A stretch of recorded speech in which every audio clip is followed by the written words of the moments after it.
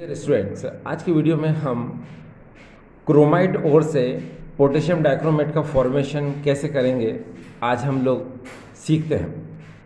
तो हमारी हेडिंग है formation of K2Cr2 7 by chromite ओर।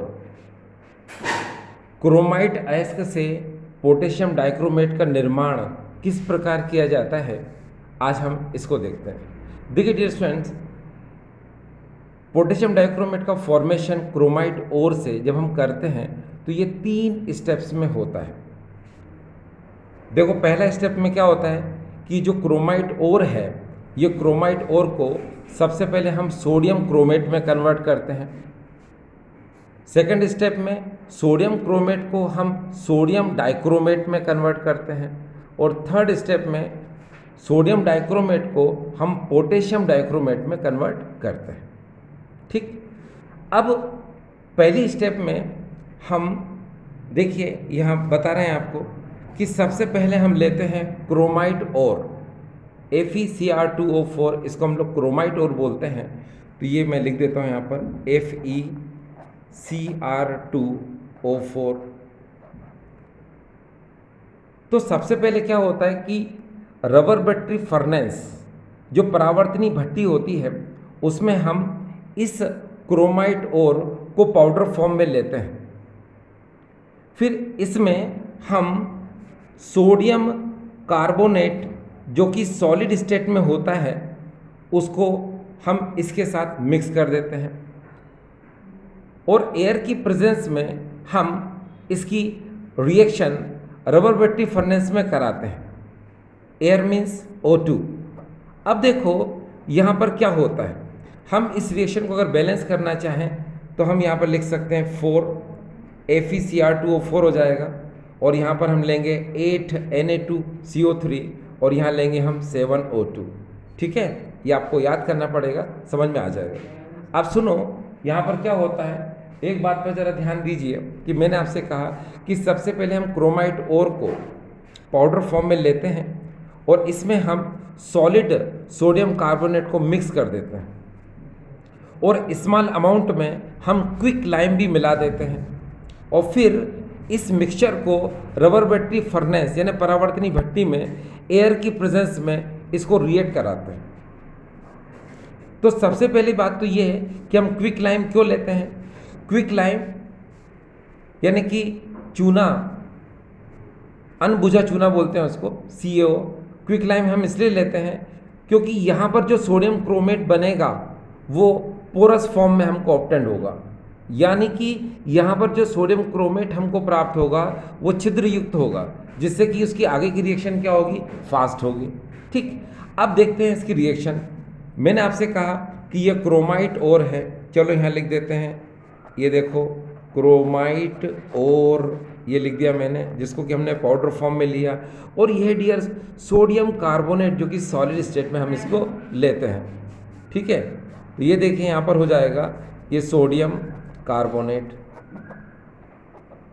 ठीक, एयर की प्रेजेंस तो रहेगी ही क्योंकि हम रबर बैटरी फर्नेस में इस प्रोसेस को करा रहे हैं, हम परावर्तनी भट्टी में इस प्रक्रम को करा रहे हैं, तो वहाँ एयर की प्रेजेंस तो होती ही है। अब देखो क्या होगा।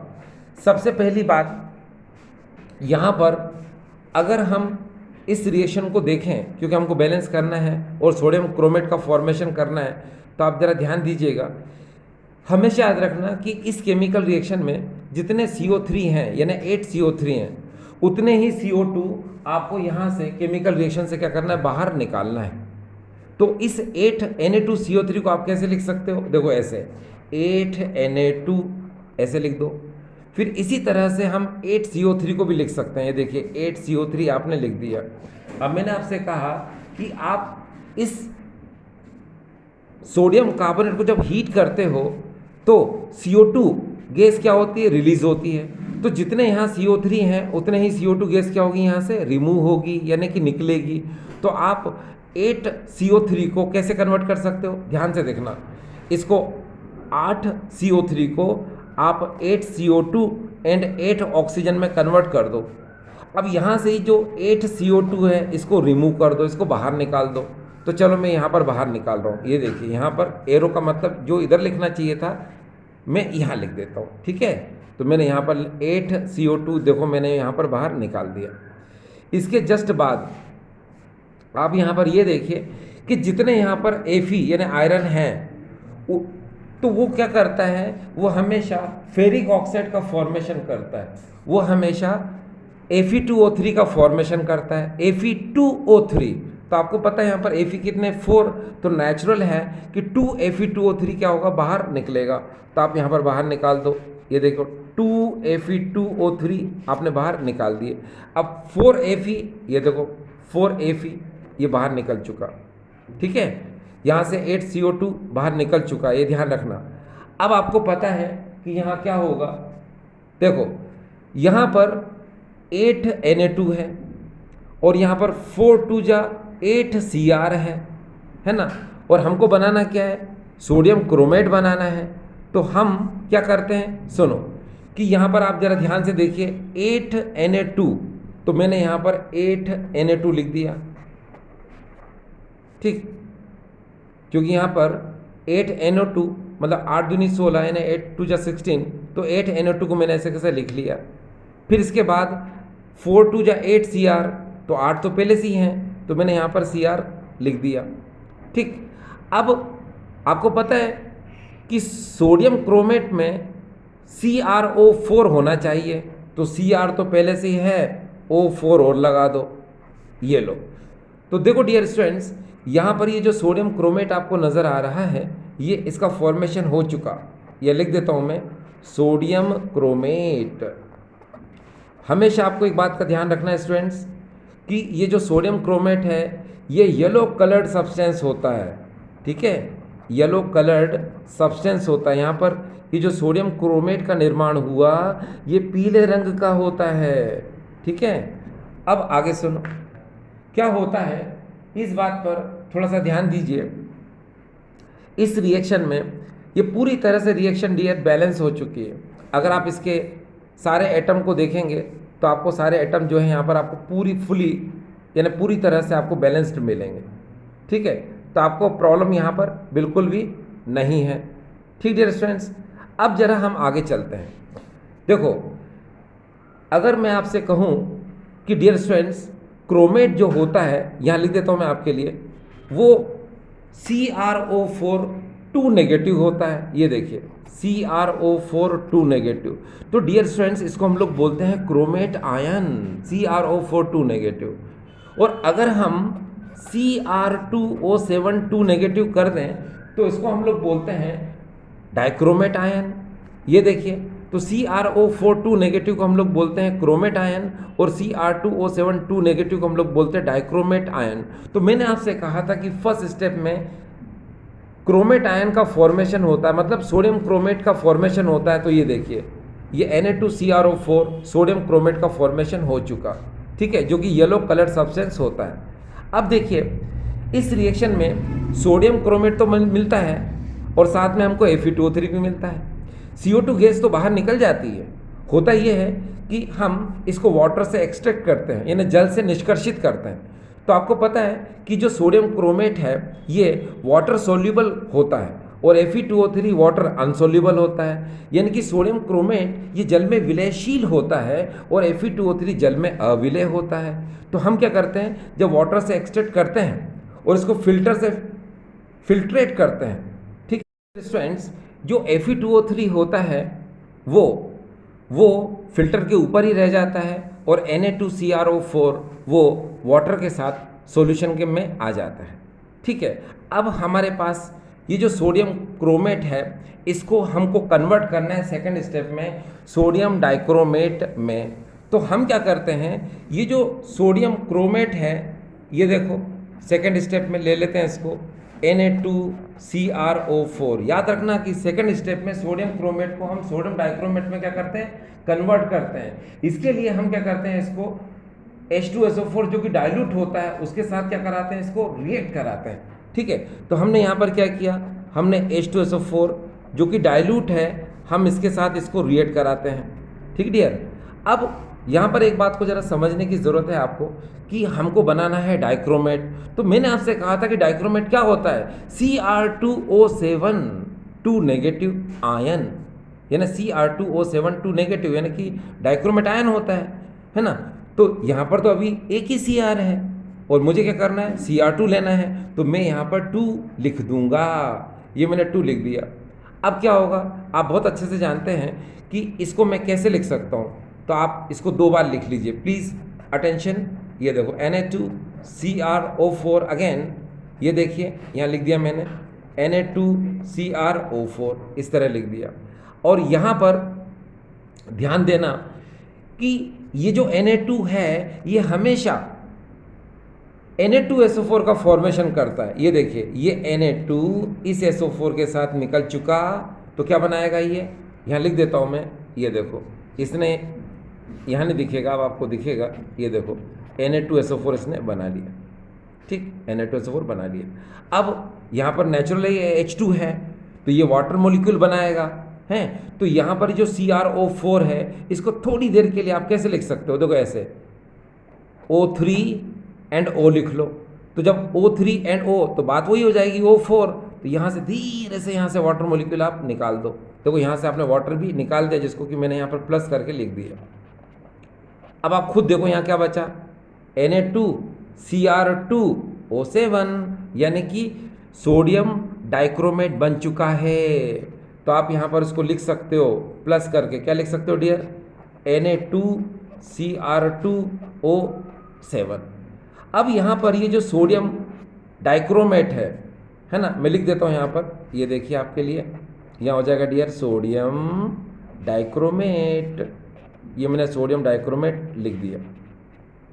अब बात ये आती है कि यहाँ पर सोडियम क्रोमेट जो होता है वो तो सबको पता है कि उसका कलर क्या होता है डियर, वो येलो कलर का होता है। ये देखिए सोडियम क्रोमेट, लेकिन यहाँ पर जो सोडियम डाइक्रोमेट है, ठीक है, उसका कलर क्या होता है, ठीक है, तो मैं बता देता हूँ, इसका ब्राइट ऑरेंज कलर होता है।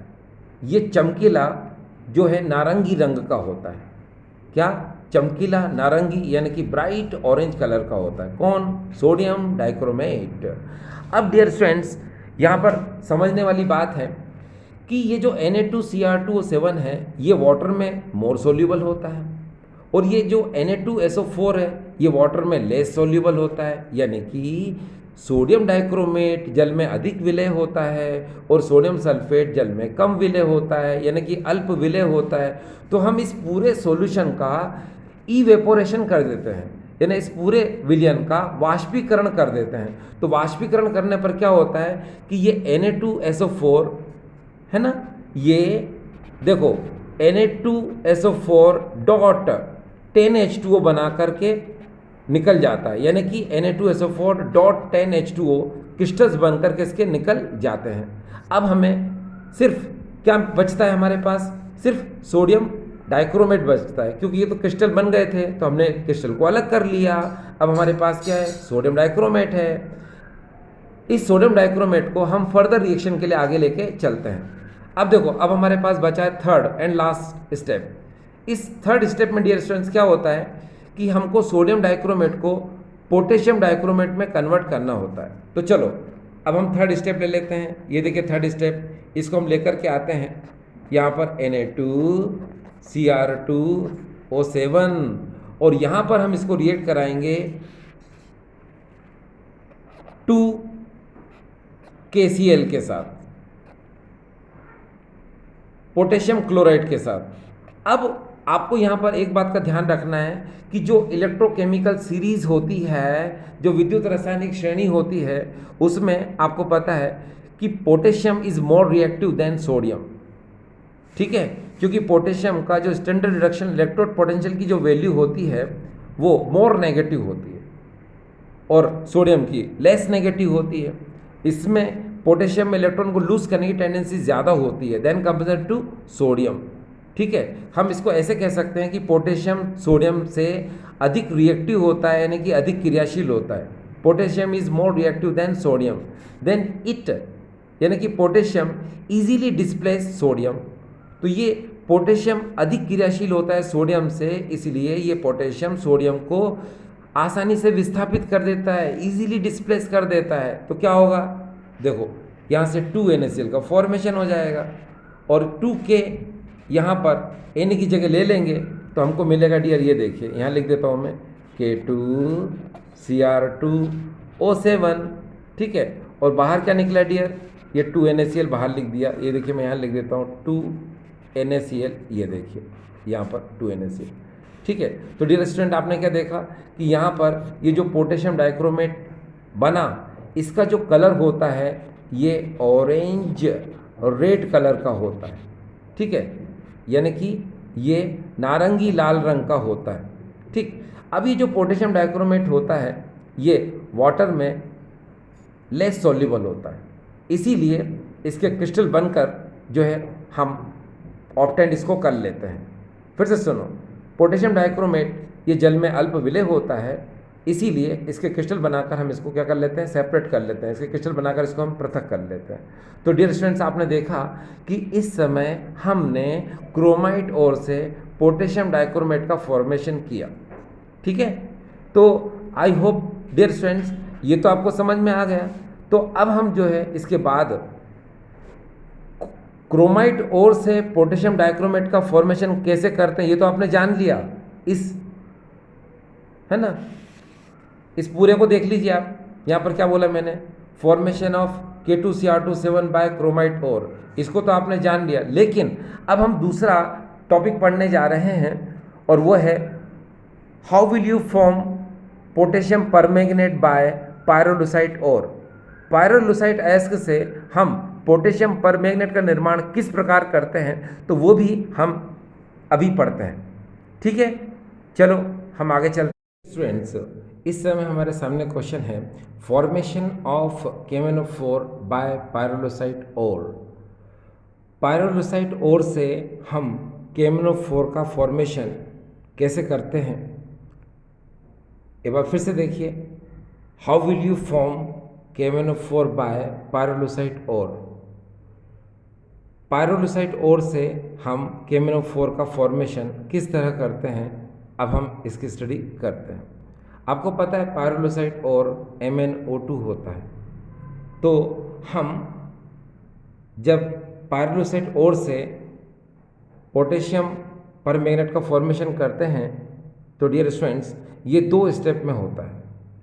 फर्स्ट स्टेप में क्या होता है कि पोटेशियम मैग्नेट का फॉर्मेशन होता है, और सेकेंड स्टेप में पोटेशियम मैग्नेट को हम पोटेशियम परमैंगनेट में कन्वर्ट करते हैं, ठीक है। तो चलो शुरू करते हैं। देखिए सबसे पहले हम क्या करते हैं, यहाँ पर जो पायरोलुसाइट ओर है MnO2 हम उसको पाउडर फॉर्म में लेते हैं। ये देखिए ये MnO2, इसी को हम लोग बोलते हैं पायरोलुसाइट ओर, पायरोलुसाइट अयस्क, ठीक है। अब हम इसको रिएक्ट करा सकते हैं पोटेशियम हाइड्रोक्साइड से या फिर पोटेशियम कार्बोनेट के साथ, ठीक है। तो मैं यहाँ पर रिएक्शन करा रहा हूँ पोटेशियम हाइड्रोक्साइड के साथ, और साथ में हम लेते हैं ऑक्सीडाइजिंग एजेंट, वो हम पोटेशियम नाइट्रेट को ले रहे हैं, ठीक है। तो पोटेशियम नाइट्रेट ऑक्सीडाइजिंग एजेंट है, वो हमको नेसेंट ऑक्सीजन प्रोवाइड कराता है। अब वो देखो कैसे प्रोवाइड कराता है, तो मैं है ना आपको यहाँ समझा देता हूँ। देखिए जैसे ये KNO3 है, ठीक है, तो ये KNO3 क्या करता है कि KNO3 ये आयोनाइज हो जाता है, आयोनाइज होकर ये पोटेशियम नाइट्राइट का फॉर्मेशन करता है, और साथ में ये नेसेंट ऑक्सीजन क्या करता है, प्रोड्यूस करता है। ये देखिए, ठीक है। फिर से सुनो, ये पोटेशियम नाइट्रेट है जो पोटेशियम नाइट्राइट का फॉर्मेशन करता है और साथ में नेसेंट ऑक्सीजन प्रोड्यूस करता है, ठीक है। ये पोटेशियम नाइट्रेट है, ये पोटेशियम नाइट्राइट का निर्माण करता है और साथ में नवजात ऑक्सीजन उत्पन्न करता है। तो यही नेसेंट ऑक्सीजन हम यहाँ यूज़ कर रहे हैं इस तरह से, ठीक है। अब क्या होगा, अब आप इसकी रिएक्शन करा दीजिए। जब इसकी रिएक्शन कराएंगे तो क्या होगा, बहुत सिंपल रिएक्शन है, आपको समझ में आ जाएगी। देखिए यहाँ जो 2KOH है इसको आप कैसे लिख सकते हो, ऐसे 2K, ठीक है। और यहाँ पर OH भी दो हैं यहाँ पर, तो यहाँ पर आप एक काम करो, यहाँ पर आप O और यहाँ पर 2H, इस तरह से मैंने 3 पार्ट डिवाइड कर दिए। देखिए 2KOH में मैंने 2K, 2O एंड 2H अलग कर दिया। धीरे से यहाँ से मैंने क्या किया, वाटर मॉलिक्यूल को निकाल दिया। ठीक है, अब अगर मैं यहाँ से वाटर मॉलिक्यूल निकालता हूँ तो उस वाटर मॉलिक्यूल को मैंने यहाँ लिख दिया। अब प्लस, अब कितना कितना बचा वो देखो, यहाँ पर बचा 2K, जिसको मैं लिख सकता हूँ K2। फिर ये Mn है, इस Mn को लिखा मैंने ऐसा का ऐसा ही। अब देखिए 2 ऑक्सीजन यहाँ पर बच रहे थे, ठीक है, 2 ऑक्सीजन यहाँ बच रहे थे, टोटल कितने हो गए 4, तो मैंने यहाँ लिख दिया उसको ऐसे K2MnO4। तो यहाँ पर ये जो K2MnO4 है इसको हम लोग बोलते हैं पोटेशियम मैग्नेट। इसका नाम क्या डियर, पोटेशियम मैग्नेट। चलो मैं यहाँ लिख देता हूँ, ये देखिए इसका नाम है पोटेशियम मैग्नेट, ये मैग्नेट, ये मैंने लिख दिया पोटेशियम मैग्नेट। ठीक डियर स्टूडेंट्स, तो ये इसकी हो गई फर्स्ट स्टेप, जिसमें क्या होता है कि हम पायरोलुसाइट ओर को कन्वर्ट करते हैं पोटेशियम मैग्नेट में। ठीक है, अब ये K2MnO4 बनने के बाद हम सेकंड स्टेप लेते हैं। तो सेकंड स्टेप जो हम ले रहे हैं वो ले रहे हैं हम लोग इलेक्ट्रोलाइटिक मेथड या इलेक्ट्रोलाइटिक ऑक्सीडेशन मेथड। हिंदी में इसको कहते हैं विद्युत अपघटनी ऑक्सीकरण। ठीक है, तो मैं यहाँ पर लिख देता हूँ, ये देखो electrolytic oxidation method, oxidation method. ठीक है, ये लिख दिया मैंने। अब यहाँ पर हम क्या करेंगे वो देख लो। सबसे पहले डियर स्टूडेंट्स, ये जो इलेक्ट्रोलाइटिक मेथड है, कौन सी मेथड डियर, ये इलेक्ट्रोलाइटिक मेथड है। इस मेथड में हम क्या करते हैं, यहाँ पर ये जो K2MnO4 है जो किसके साथ है, वाटर के साथ, यानी पोटेशियम मैग्नेट जो वाटर के साथ यहाँ पर आपको नज़र आ रहा है। तो आपको ये पता होना चाहिए कि जो पोटेशियम मैग्नेट है ये ग्रीन कलर्ड सब्सटेंस होता है, ये हरे रंग का होता है, इसको हम डार्क ग्रीन भी कह सकते हैं, यानी गहरे हरे रंग का ये पोटेशियम मैग्नेट होता है। ठीक है, K2MnO4। अब हम क्या करेंगे, हम इलेक्ट्रोलाइटिक मेथड की बात करेंगे। तो इस इलेक्ट्रोलाइटिक मेथड में क्या होता है कि जब हम इसके एक्वस सॉल्यूशन को लेते हैं, यानी K2MnO4 प्लस वाटर को हम लेते हैं, तो क्या होता है, चलो सबसे पहले आप एक काम करें, देखना जरा ध्यान से कि सबसे पहले हम एक कंटेनर लेते हैं। ये हमने कंटेनर ले लिया, इस कंटेनर में हम एक्वस सॉल्यूशन लेते हैं। ठीक है, कौन सा, पोटेशियम मैग्नेट का K2MnO4, ये हमने ले लिया। ठीक, फिर हमने इसमें 2 इलेक्ट्रोड लगा दिए। देखो एक इलेक्ट्रोड मैंने ये लगा दिया और एक इलेक्ट्रोड मैंने यहाँ पर ये लगा दिया। ठीक, अब दोनों इलेक्ट्रोड में से ये वाला इलेक्ट्रोड सपोज ये किसका है, ये निकिल का है, और ये वाला इलेक्ट्रोड किसका है डियर, ये आयरन का है, Fe का। ठीक, तो हमने इसको बैटरी से क्या कर दिया, कनेक्ट कर दिया। ये देखिए बैटरी का पॉजिटिव टर्मिनल है, ये नेगेटिव। तो यहाँ पर जो निकिल इलेक्ट्रोड है ये एनोड का काम करेगा, ये देखिए, और यहाँ पर ये जो आयरन इलेक्ट्रोड है वो यहाँ पर कैथोड का काम करेगा। ठीक, अब इतनी चीज़ समझ में आ गई आपको। अब आप यहाँ पर देखना इसकी रिएक्शन होता ये है कि यहाँ पर ये जो K2MnO4 है जिसको कि हम लोग बोलते हैं पोटेशियम मैग्नेट। ठीक है, ये पोटेशियम मैग्नेट क्या होता है कि जब हम इसको इस इलेक्ट्रोलाइटिक सेल में लेते हैं तो ये K2MnO4 की रिएक्शन किस तरह होती है, देखिए इसकी 3 स्टेप इसमें भी होगी। तो पहली स्टेप में क्या होता है, यहाँ देखिए आप, ये फर्स्ट स्टेप कि यहाँ पर ये जो K2MnO4 है इसके हम यहाँ पर 2 मॉलिक्यूल लेंगे। ये हमने यहाँ पर इसके 2 मॉलिक्यूल ले लिए इस तरह से। ठीक, अब इसको आयोनाइज कर दो। इसको आयोनाइज करेंगे तो यहाँ पर क्या होगा आपको पता है, आप 4K, ये देखिए ऐसे कर सकते हैं, 4K पॉजिटिव प्लस यहाँ पर 2Mn, इधर देखिए आप, यहाँ पर यहाँ से दिखाई देगा आपको, ये 2K2MnO4 है तो 4K positive plus 2MnO4 2 negative. आप इस तरह ब्रेक कर सकते हैं। आप चाहें तो ऐसे भी ब्रेक कर सकते हैं। ये देखिए OR करके मैं अब आपको है ना यहाँ बता देता हूँ, यहाँ अच्छे समझ में आ जाएगी आपको। अब आप चाहें तो एक मॉलिक्यूल भी ले लो तो उससे भी कोई फ़र्क नहीं पड़ेगा, है ना। तो हमने क्या किया, K2MnO4 ऐसे ले लिया। अब इसको आयोनाइज कर दो, ठीक है।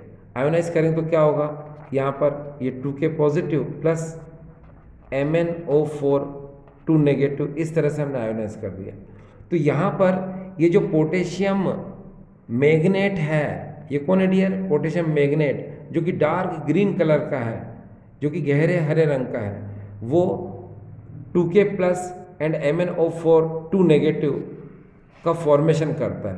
इस MnO4 2 नेगेटिव को हम लोग बोलते हैं मैग्नेट आयन। याद रखने की ज़रूरत है आपको, क्या बोलते हैं डियर इसको हम, मैग्नेट आयन। तो लिख दिया मैंने यहाँ पर मैग्नेट, और यहाँ पर हो जाएगा डियर ये आयन, ये लिख दिया मैंने, ठीक।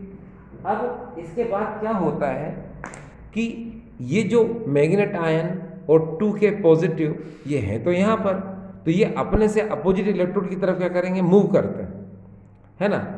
अब आपको यहाँ पर एक चीज़ पता है कि यहाँ पर निकिल जो इलेक्ट्रोड है ये एनोड का काम करता है, और आयरन इलेक्ट्रोड जो है ये कैथोड का काम करता है, ठीक है। तो नेचुरल है कि यहाँ पर जो माइनस वाला होगा वो कहाँ जाएगा, प्लस की ओर, जो प्लस वाला होगा वो कहाँ जाएगा डियर, माइनस की तरफ। तो यहाँ पर देखिए क्या होता है कि जो MnO4 2 नेगेटिव है ना, ये कहाँ जाएगा, प्लस की तरफ, यानी कहाँ जाएगा, एनोड की तरफ। एनोड कौन है यहाँ पर, निकिल।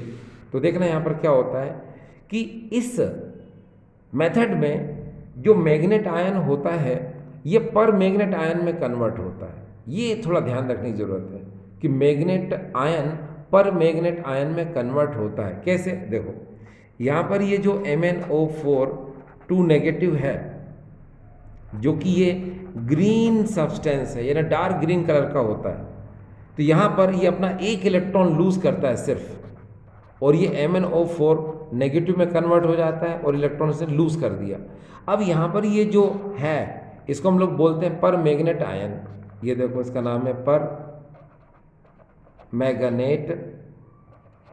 Manganate ion. और ये जो पर मैग्नेट आयन होता है ये डियर पर्पल कलर का होता है। ये देखिए PURPLE पर्पल कलर, ये पर्पल कलर का होता है, ठीक है। तो ये आपको समझ में आ गया, यही तो आपको फॉर्म करना था, ठीक है। तो ये आपको इतना समझ में आ गया। अब आपके दिमाग में चल रहा होगा कि सपोज ये जो प्रोसेस होता है ये कहाँ होता है, तो डियर बता दूं मैं आपको कि ये एनोड पर होता है। तो यहाँ लिख देता हूँ मैं 8 एनोड, है ना। और आपको पता है एनोड पर क्या होता है, ऑक्सीडेशन, यानी कि ऑक्सीकरण होता है। ये देखिए, और उसी के थ्रू जो है आपको यहाँ पर मैग्नेट आयन जो है पर मैग्नेट आयन में कन्वर्ट होता हुआ नज़र आ रहा है, ठीक है। यानी कि KMnO4 का फॉर्मेशन आपको यहाँ पर नज़र आ रहा है, ठीक है। अब क्या होगा, अब यहाँ पर जितने इलेक्ट्रॉन लूज होते हैं, यानी कि एनोड पर जो इलेक्ट्रॉन लूज होते हैं वो कैथोड पर क्या होंगे, एक्सेप्ट होंगे। बैलेंस करना पड़ेगा। तो बैलेंसिंग देखिए दो तरह से कर सकते हैं आप।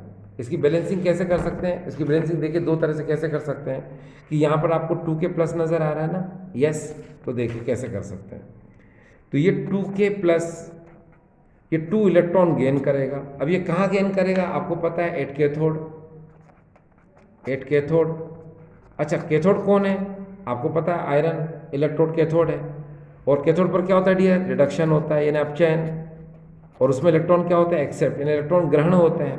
तो यहाँ पर क्या होगा, ये 2K प्लस 2 इलेक्ट्रॉन एक्सेप्ट करेगा और ये 2K में कन्वर्ट हो जाएगा।